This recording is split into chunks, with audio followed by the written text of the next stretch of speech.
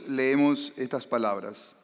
Ordena mis pasos con tu palabra, y ninguna iniquidad se enseñoree de mí. Al leer esta oración, queridos hermanos y amigos, nosotros notamos que el autor bíblico tiene unas ideas en mente, unas premisas en su corazón que obedecen seguramente a unas necesidades hondas que nos harán bien, hermanos y amigos, en esta mañana, conocerlas para que quiera Dios, por el conocimiento de ellas, nuestras almas hoy mismo y sin tardanza pidan estas cosas al Señor, ya que la nuestra es un alma tan necesitada como la del hombre que hace esta oración. Entonces, la idea, mis hermanos y amigos, es que quiera Dios en esta mañana, mientras ponemos nuestra mente y corazón, la concentramos en meditar en su palabra, y vamos entendiendo por qué este hombre ora de esta manera. Entonces quiera Dios que cuando el sermón termine, usted también se sienta guiado por el Espíritu del Señor, por la palabra que ha oído, se sienta necesitado de orar de esta manera. El bosquejo que vamos a seguir en esta mañana seguirá muy de cerca la estructura que el mismo texto nos provee. Al leer esta pequeña oración, si la miran nuevamente, van a notar que es una oración que presenta dentro de ella dos peticiones. En la primera parte de esta oración, David le pide al Señor: ordena mis pasos. Ahora, al leer esta petición, mis hermanos, y contrastarla con la segunda, que es ninguna iniquidad se enseñoree de mí, podemos afirmar que la primera oración, la primera petición, ordena mis pasos, tiene que ver con lo que este hombre, por la gracia de Dios operando en su corazón, ha podido notar y entender que está mal en su exterior, en su vida externa. Mientras que la segunda petición, que es ninguna iniquidad se enseñoree de mí, tiene que ver con lo que este hombre ha entendido está mal en su interior. Y esto, mis amigos y hermanos, es sumamente importante. Porque lo que tenemos aquí es un principio de las Escrituras, una verdad que debemos entender para el bien de nuestras almas. ¿Cuál verdad? Que lo interior de nuestro ser y lo exterior de él están íntimamente relacionados. Eso es lo primero que podemos extraer de este pasaje, hermanos. Si descuidas fuera de tu vida, se sentirá adentro, y si corrompes adentro, se notará afuera. Así es como vemos este principio. Por ejemplo, si buscan en sus Biblias, por favor, Mateo 23, 25, encontramos allí este principio, esta relación de la que estamos hablando en nuestro ser, entre lo que pasa afuera y adentro de nuestro ser. Miremoslo allí en nuestro Señor Jesús. Nuestro Señor les está hablando a los fariseos. Ustedes conocen el texto, entonces solo voy a leer versículo 25-26 de Mateo 23. Dice: hay de vosotros, escribas y fariseos hipócritas, porque limpiáis lo de ¿qué? ¿Qué dice allí? Lo de fuera del vaso y del plato, pero por dentro, noten, estáis llenos de robo y de injusticia. Fariseo ciego, limpia primero lo de dentro del vaso y del plato, para que también, ¿qué cosa? Lo de fuera esté limpio. Lo que quiero que observen de este texto es que aquí hay por lo menos dos instrucciones importantes. La primera tiene que ver con un orden que debemos seguir. Noten, ¿dónde se debe limpiar primero? ¿Dónde? ¿Afuera o adentro? Adentro. Noten, y ese orden, aunque elemental, muchos no lo han entendido. Por eso, al limpiar primero fuera, o tratar de acomodar su vida y de arreglarla por fuera, cae en la falsa religión. Porque una característica de la verdadera religión es que la verdadera religión, en el buen sentido y en el buen uso de esta palabra religión, la verdadera religión empieza adentro. Entonces este orden es importante. El Señor dice que primero hay que limpiar dentro. Todo el que primero empiece o procure a limpiar por fuera primero, habrá empezado al revés y muy probablemente va a practicar la falsa religión. Ahora, la segunda cosa que este texto de Mateo tiene y que tiene que ver con nuestro principio del Salmo es que noten, si yo les pregunto a ustedes, según nuestro Señor, ¿qué debo limpiar? ¿Dentro o fuera? ¿Dentro o fuera? Las dos cosas, pero primero adentro. Noten, y ahí está el principio de relación. Son las dos cosas. Hay personas que dicen, pastor, lo que importa es el corazón. Y yo en mi corazón, con mi Diosito, estoy bien. Bueno, pero nosotros sabemos por muchos pasajes de las Escrituras, este es uno de ellos, que la verdadera religión primero empieza adentro. Es un asunto de adentro, pero no se queda allí. Eso se debe manifestar externa y visiblemente de varias formas. Así que, ¿qué debo limpiar primero? ¿Qué le debo limpiar? ¿Dentro o fuera? Ambas cosas, pero en el orden que el Señor nos está enseñando. Así que volviendo a nuestros salmos, y por favor vuelven a él, Salmos 119, 133. En primer lugar, este salmo nos enseña, este versículo, que si descuidamos fuera, se sentirá dentro, y si contaminamos dentro, se notará fuera. Ahora, en nuestro salmo hay dos palabras claves en esta petición, en la primera petición. La primera petición es, ordena mis pasos, ordena mis pasos.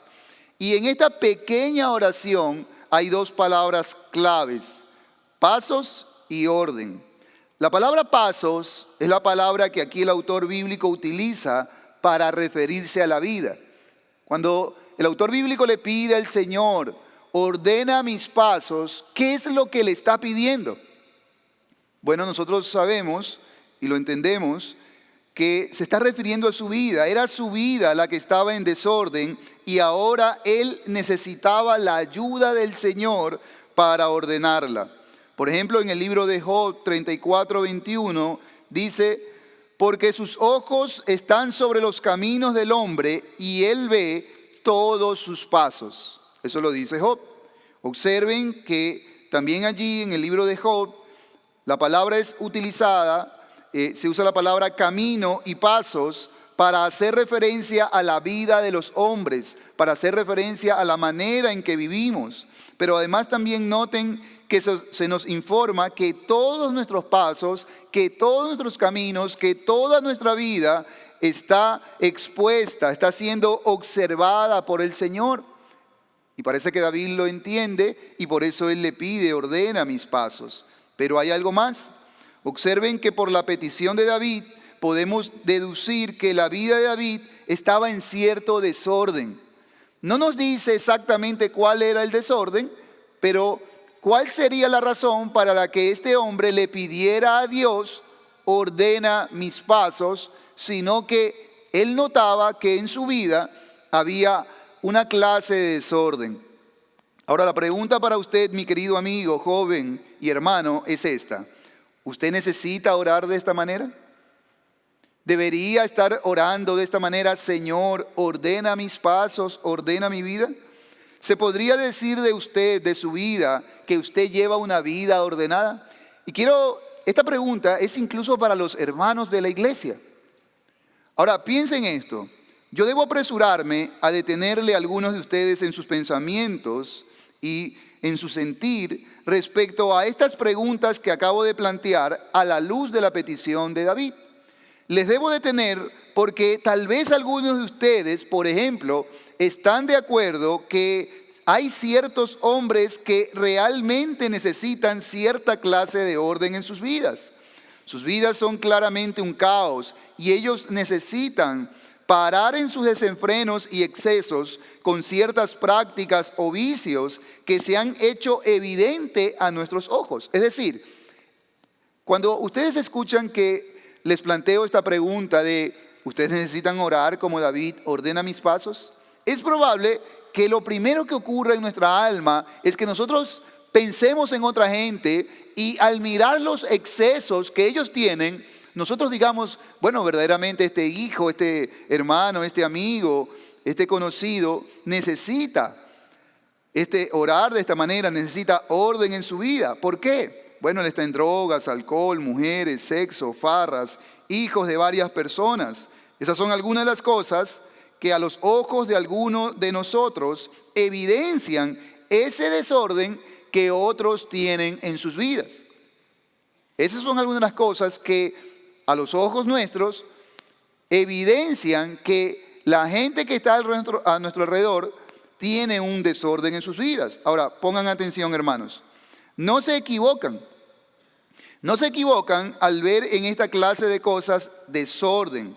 Pero probablemente, paréntesis, no nos equivocamos, hermanos, cuando nosotros a la luz de la Biblia miramos eso y decimos, esa es una vida desordenada. Y si hay alguien viviendo así, esa persona debe saber que por las Escrituras no le juzgamos nosotros. La Biblia le juzga, Dios les juzga y califica su forma de vivir como una vida desordenada. Pero en donde nosotros nos equivocamos muchas veces es al pensar que solo esa clase de cosas califican para afirmar de alguien tiene una vida desordenada. Y quiero que pongan mucha atención a esto, porque aquí hay una trampa muy sutil de nuestro engañoso corazón. Que cuando hablamos de orden en la vida, nosotros vemos estas cosas y decimos, eso es una vida desordenada. Y quien viva de esa manera está viviendo una vida desordenada.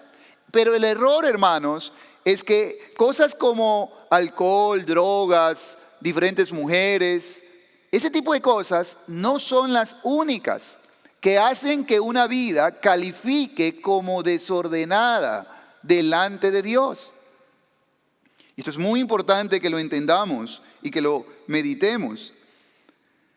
Esta clase de pensamiento, hermanos, amigos, es lo que hace que algunos de ustedes al mirar sus vidas se sientan cómodos, se sientan satisfechos con ustedes mismos, ya que no hay en sus vidas cosas así.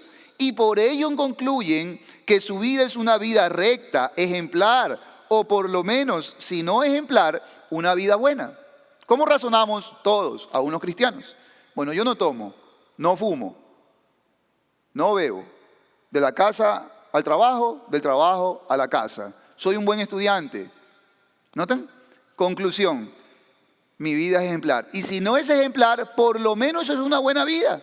Así que yo no estoy dentro de la gente que el pastor está hablando. Sí hay gente que necesita orar así, están muy desordenados, pero yo no. Ahora bien, si usted está conmigo meditando en este texto, usted debe darse cuenta que esto es un grave y sutil error que deben abandonar pronto según la palabra de Dios. ¿Por qué? Algo que debemos entender, mis hermanos y amigos que visitan la iglesia, es que según las Escrituras nos informan, escúchenlo, todo hombre delante de Dios tiene una vida desordenada. Todo hombre. Nacimos y vivimos de esa manera. Aunque algunos de esos hombres no vivan en excesos o desenfreno, todo hombre vive una vida desordenada delante de Dios, a menos que venga a Cristo. Permítanme explicar esto que estoy diciendo. Lo que hace que toda vida sea desordenada delante de Dios es el pecado. No solamente estos pecados, es el pecado en general. Eso es lo que hace que una vida sea desordenada delante de Dios, el pecado. La naturaleza caída de nuestras almas que aborrece las leyes de Dios necesariamente nos conduce a vivir alejado de ella, de esta vida que Dios nos ha trazado. Esto significa, querido amigo, que si usted tiene un alma pecadora, y la tiene, ella le ha arrastrado a vivir fuera del orden establecido por Dios para la vida, para el hombre, para la mujer, para el matrimonio, para la familia. Orden mostrado en su ley moral. ¿Me hago entender, hermanos? Amigos. Si usted es un pecador y todavía no ha venido a Cristo, su alma, que es pecadora, le ha arrastrado a vivir lejos del orden de Dios, aunque en la parte externa usted no viva una vida escandalosa. Si usted tiene un alma pecadora, usted peca delante de Dios. Es decir, usted viola sus leyes. Es decir, usted no vive y escoge qué cosas sí, qué cosas no. ¿Nota? Ahora, amigos, Dios nos dio su ley moral, los 10 mandamientos, y la ley de Dios, entre otras cosas, tiene el fin de mostrarnos cómo es una vida ordenada delante de Dios. La ley de Dios nos muestra cómo debe vivir alguien la vida para que sea agradable a Él y para que Él reciba gloria de esa manera de vivir. Nosotros fuimos creados para darle gloria a Dios. No fuimos creados para estudiar, sacar títulos universitarios, tener PhD y cosas así. No fuimos creados para ser buenas personas, en el sentido humano me refiero, ¿no? La cosa principal y más grande por la que Dios nos creó fue para su gloria. Y si usted no está en Cristo, usted no está viviendo para su gloria. Ningún hombre naturalmente puede vivir para la gloria de Dios a menos que reciba la gracia a través de Cristo. Los 10 mandamientos nos muestran el estándar de una vida ordenada. Así que todo hombre vive alejado de Dios por el corazón que posee, y por eso todo hombre vive en excesos y desenfrenos delante de Dios. Ponga atención. Algunos hombres, por ejemplo, como hemos dicho, viven, por ejemplo, en desenfreno sexual, pero en otros su desenfreno es en el corazón. Por ejemplo, algunos hombres no tienen freno en sus ambiciones materialistas. Sus excesos no son sexuales, sino materiales. Violan el mandamiento de no codiciarás. Y su vida está llena de excesos en ambiciones materiales. Otros, por ejemplo, muestran sus desenfrenos y excesos, su desorden en sus afectos. Aman lo que Dios aborrece y aborrecen lo que Dios ama. ¿Notan? Externamente pueden ser visiblemente mejores que estos, que externa y visiblemente sus excesos son visibles y externos. Y ahí es donde está el engaño muchas veces. Porque nosotros vemos lo externo, ¿no? Ese es nuestro asunto, vemos lo externo y nos sentimos bien.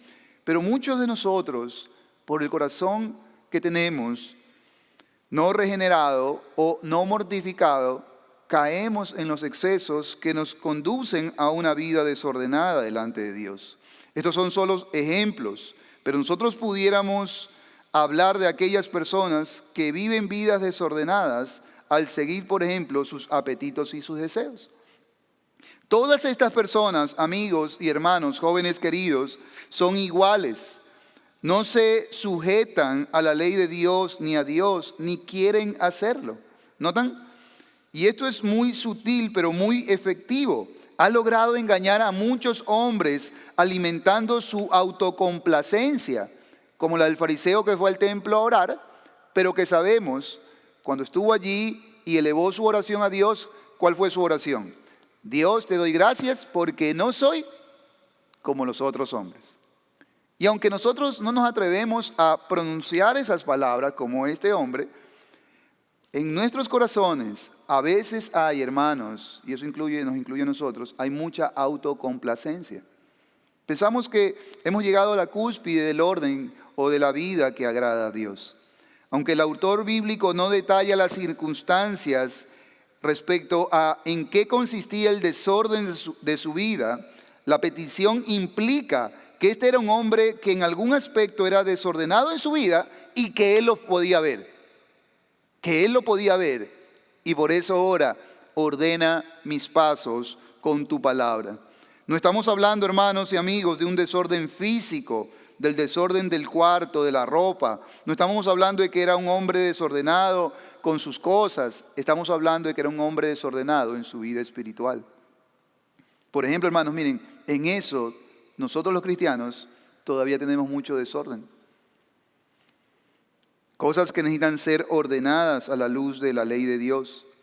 Por ejemplo, querido, para los amigos que nos acompañan, querido amigo, si tú vives para complacerte a ti mismo y no para la gloria de Dios, si vives para lo terrenal y lo pasajero y persiguiéndolo y dándole tu mejor fuerza y los mejores años de tu vida a lo terrenal y por ello poniendo en segundo plano a Dios, entonces, querido amigo, debo decirte, tu vida está desordenada. Porque tienes lo importante por debajo de lo menos importante. Has invertido el orden de la vida. Ahora hay algo más. Esta petición nos revela que este hombre tenía conciencia de lo que estaba mal en su vida. O mejor debo decir que por fin tuvo conciencia de que su vida estaba mal, estaba desordenada, y fue consciente de que él era el causante de ese desorden. Y esta conciencia, mis amigos, es fundamental. Esta conciencia, que se despierte esta conciencia de lo que está mal en nuestra vida, es fundamental para la salvación. Es fundamental para el entendimiento del Evangelio, para el entendimiento de un Salvador. Ahora, algo más de esta parte, hermanos y amigos. Noten el Salmo. El salmista dice: ordena mis pasos con tu palabra y ninguna iniquidad se enseñoree de mí.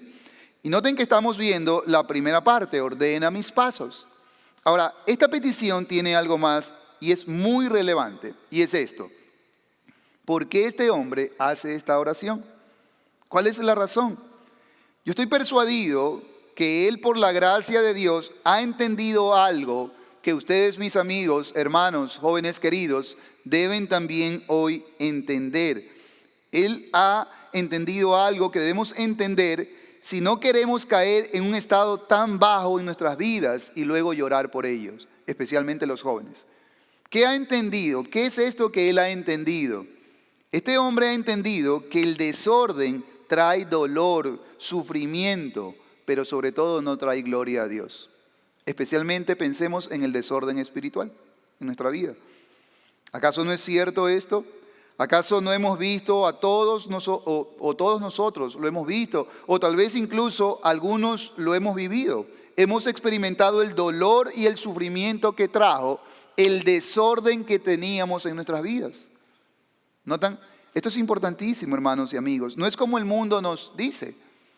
No es cierto que si vives como el mundo dice y todo ese desorden te va a dejar cosas buenas. No es cierto. Y especialmente los jóvenes que están aquí, quiera Dios por su gracia, puedan entenderlo. En la vida real, y este sermón y cada uno de los sermones que escuchas en la iglesia son para tu bien, para evitar que eches a perder tu vida como otros ya lo han hecho. No es cierto. En la vida real, el desorden trae mucho dolor y sufrimiento. Hagamos unas aplicaciones. Querido amigo joven, quiero que respondas esta pregunta delante de Dios con sinceridad. ¿Cómo es tu vida a la luz de esta petición? ¿Vives según el orden establecido por Dios en su ley para los hombres? Si la respuesta es no, ¿has pensado lo que eso traerá a tu vida si sigues así? Piénsalo detenidamente. ¿Has pensado lo que va a traer a tu vida ese desorden en el cual vives? En nombre de Dios te puedo decir que eso va a traer dolor y sufrimiento. No vas a encontrar otra cosa. Todo lo que el hombre sembrare, eso recibirá, dice la Escritura. Si vives alejado de Dios, es decir, en desorden, entonces difícilmente esa vida te va a traer felicidad. ¿Por qué crees que al vivir como vives, esto es, cambiando el orden y el propósito de Dios para tu vida, familia, matrimonio, no sufrirás como lo han hecho todos los que te han precedido y que locamente han hecho como tú lo haces hoy? Y esto incluye a los cristianos. Hermanos, algunos de nosotros, por ejemplo, no tomamos en serio el día del Señor. No lo tomamos en serio. Y no lo tomamos en serio porque por la forma en cómo vivimos se revela que seguimos persiguiendo las cosas de este mundo de la manera como los hombres de este mundo las persiguen. Yo he pensado en esto, hermanos. Por ejemplo, pensemos de manera práctica un poco. Un hombre cristiano, en términos generales, quiere lo mismo que un hombre no cristiano en esta tierra. Por ejemplo, un hombre cristiano quiere su casita, construir su casa para sus hijos. El no cristiano también lo quiere. Un hombre no cristiano quiere darle una buena educación a sus hijos, ¿verdad? Queremos que vayan a un buen colegio y si podemos lo vamos a hacer. Vamos a mejorar esa condición para ellos. El hombre no cristiano también. Un hombre no cristiano también quiere irse de vacaciones. ¿Y el cristiano? También quiere vacaciones. Así que desde ese punto de vista de la vida, los dos quieren lo mismo. ¿Cuál es la diferencia? La manera en cómo lo perseguimos y el motivo por el cual lo perseguimos. Eso hace la diferencia. Que para nosotros construir nuestra casa nosotros no vamos a ser esclavos del trabajo, descuidando el día del Señor. Que para nosotros construir la casa, o mejorar mi carrito, o mejorar la educación de mis hijos, no vamos a pasar por encima de la gente aplastándola y aplastándola como los hombres del mundo a veces lo hacen. ¿Notan? Así que esto es importante, hermanos, que lo entendamos, y amigos también. Queridos amigos, deben saber que desde el punto de vista de las Escrituras hay dos maneras de caminar por esta vida, dos maneras de vivir. Una es en la que tus pasos pueden ser hacia Dios y la otra en la que tus pasos pueden ser lejos de Él. Una en la que caminas con Él y otra en la que caminas contra Él. Una en la que andas por sus caminos y otra en la que andas fuera de ellos. Una en la que se puede decir de ti, este hombre caminó con Dios, tal como se dijo de Not. Y otra en la que se diga de ti, como se dijo de la generación de Noé, era una generación que había corrompido sus caminos. Debes saber que solo una de estas dos vidas te dará felicidad, paz, solaz, confort, seguridad, sentido de satisfacción, provecho, plenitud. La otra, sin lugar a dudas o a error, te dará dolor, sufrimiento, congoja y miseria. Si los pasos que estás dando ahora y si la manera en la que vives es alejada de Dios, adivina qué cosecharás. Adivina. En Job 21:14 se resume muy bien el asunto del cual estoy tratando de mostrártelo por las Escrituras. En Job 21:14 leemos estas palabras. Dicen pues a Dios, apártate de nosotros, porque no queremos el conocimiento de tus caminos. Lamento mucho tener que decir que algunos hombres dicen esto con sus vidas. Tal vez no lo dicen con sus bocas, pero con sus vidas lo que dicen es, no queremos esa vida. ¿Qué obtendrás si Dios se aparta de ti? Dice el impío, apártate de nosotros. Pero piénsalo, ¿qué obtendrás si la gracia y la misericordia de Dios te complacen en ese deseo? ¿Qué pasará cuando dejes de venir a la iglesia y ya no escuches estos mensajes pidiéndote que consideres tus caminos? Por ejemplo, en las iglesias a veces pasa, ¿no? Los hijos vienen de mala gana porque los papás los traen. ¿Qué pasará contigo cuando tu mamá o tu papá ya no te traiga? ¿Sabes lo que pasará? Que ya no vendrás. Y luego de eso, ¿qué pasará? ¿Qué va a pasar contigo cuando estés lejos de la iglesia y ya no tengas quien te advierta que el camino que estás siguiendo te va a traer deshonra, dolor, sufrimiento y te alejará más de Dios? ¿Sabes lo que va a pasar? Te vas a corromper más. El desorden en tu vida se acrecentará y sufrirás por eso. Así que debes considerarlo seriamente, especialmente los jóvenes que están aquí. Eso es lo que va a pasar. Mira a tu alrededor, la gente que se ha alejado de Dios, ¿cómo les está yendo? Un día estuvieron sentados en iglesias como estas. Así que este hombre, si volvemos al Salmo, entendió que su desorden traería deshonra, dolor y quería un cambio. Por eso pide, ordena mis pasos. Es como si dijera, no quiero más esta vida desordenada. Estoy cansado de ella. Pensé que vivir así me traería bienestar, pero no ha sido así. Ayúdame, Señor. Ahora, antes de pasar a mi segundo punto, hay algo más. Piensen en esto, hermanos. Cuando este hombre le dice a Dios, ordena mis pasos, puntualmente, ¿qué es lo que le está pidiendo que sea ordenado? Y esto es clave, hermanos y amigos, que lo entendamos. Él le dice, ordena mis pasos, pero puntualmente, ¿qué es lo que debía ser ordenado? Si somos fieles al texto, diremos, la vida, pastor, eso es lo que debe ser ordenado. Y es cierto, pero noten, ¿por qué la vida es desordenada? ¿Cuál es la razón?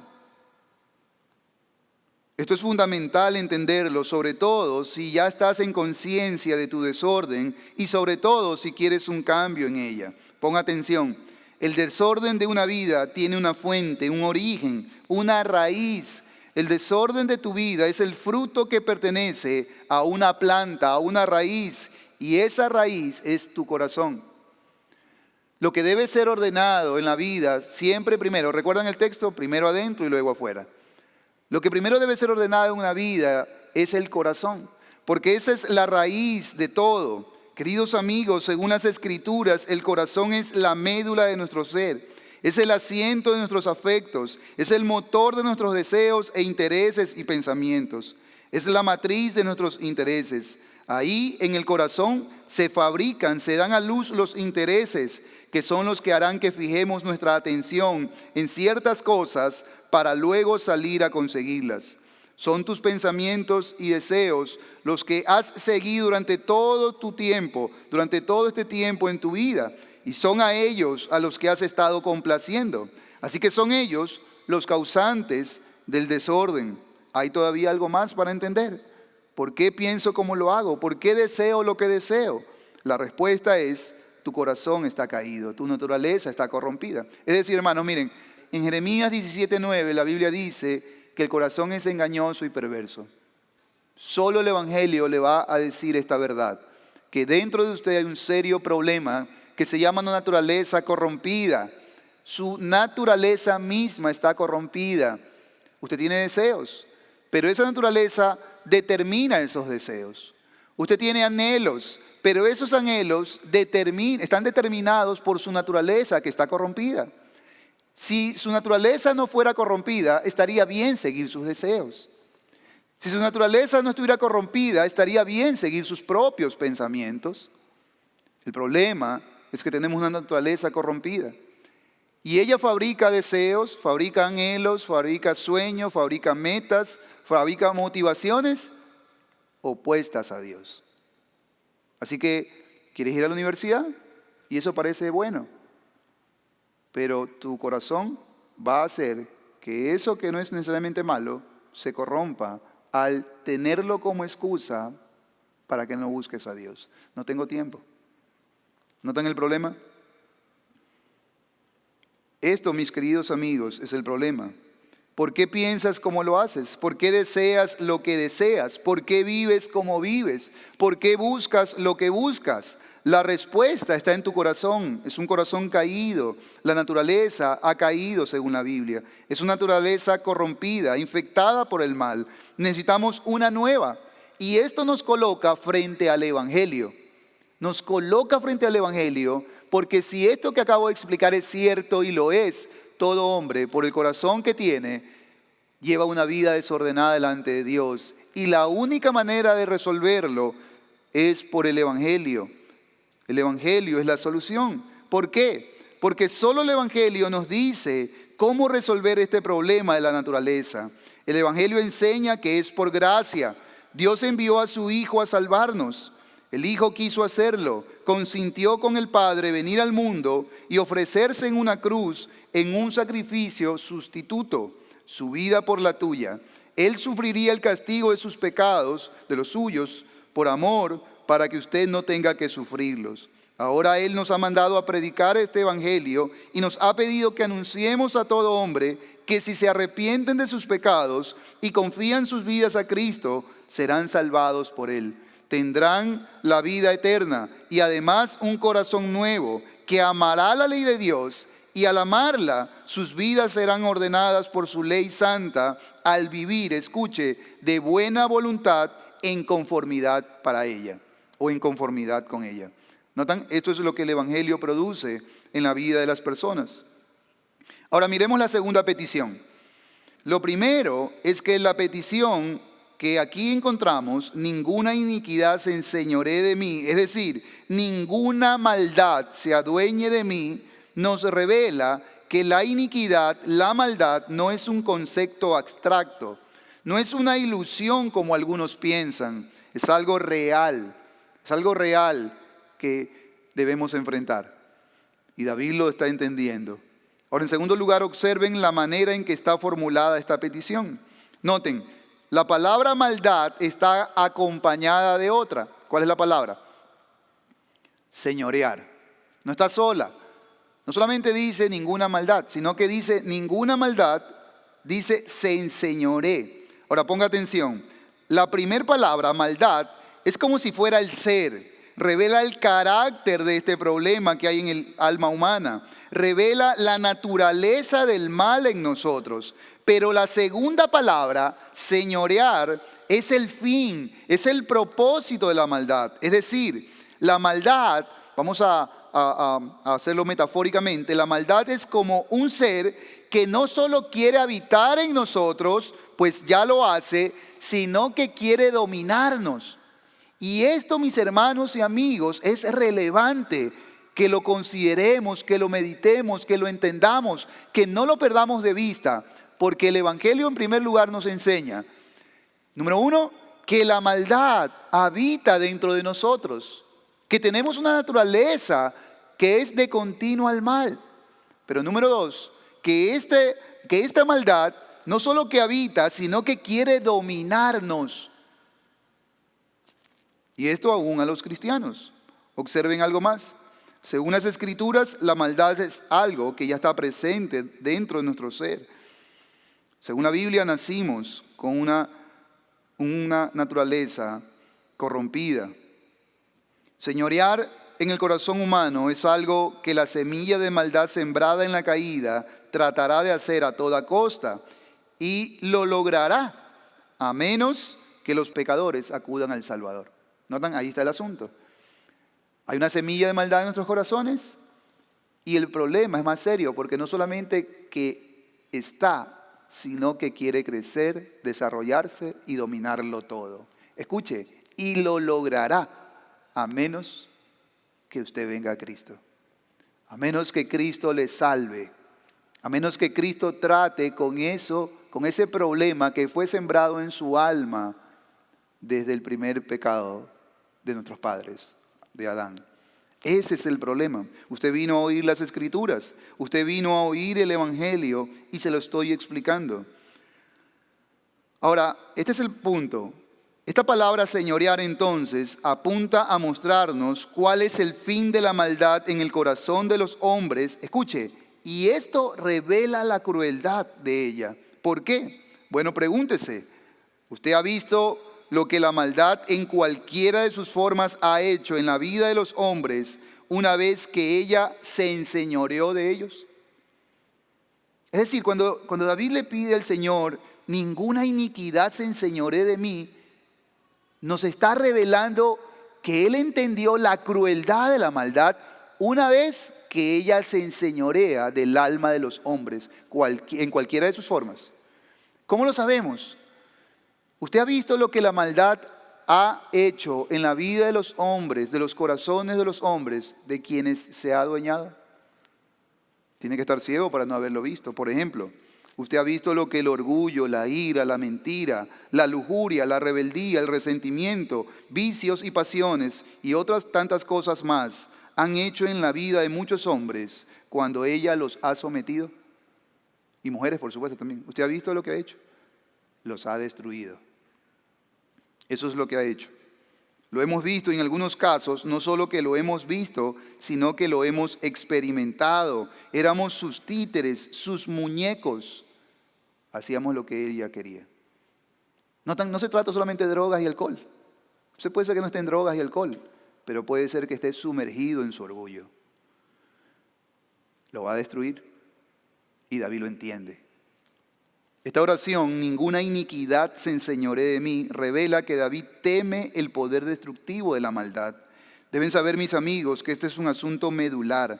La maldad es algo que naturalmente crecerá y una vez crecidos sus frutos serán destructivos.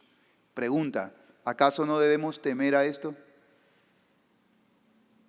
Piense en el pecado con el cual usted lidia, hermano. Creo que ustedes conocen la doctrina de la mortificación del pecado, John Owen, ¿no? Piensen en el pecado dominante. Hermanos, si no es por Cristo, si no es por nuestra búsqueda y nuestra humillación en Cristo, estaríamos perdidos, hermanos. Pero si eso nos pasa a nosotros los cristianos, ¿qué de los que ni siquiera han venido a Cristo? Están totalmente perdidos.